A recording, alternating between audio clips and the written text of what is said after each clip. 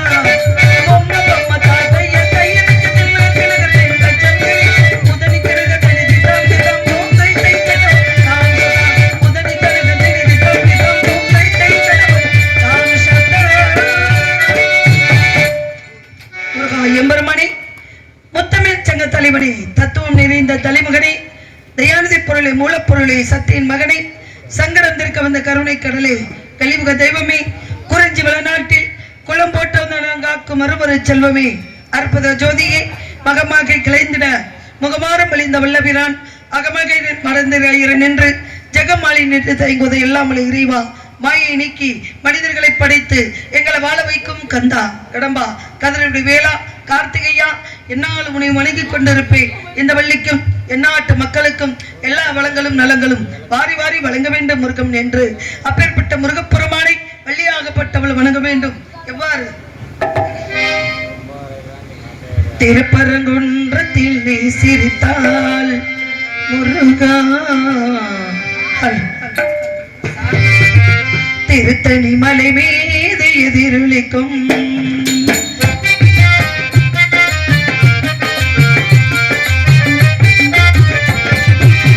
திருப்பரங்குன்றத்தில் நீ சிரித்தால் முருகா, திருத்தணி மலை மீது எதிரொலிக்கும் திருச்செந்தூரில் வேலாடும் திருப்புகழ் பாடி கடலாடும் திருப்பரங்குன்றத்தில் நீ சிரித்தால் முருகா, திருத்தணி மலை மீது எதிரொலிக்கும்.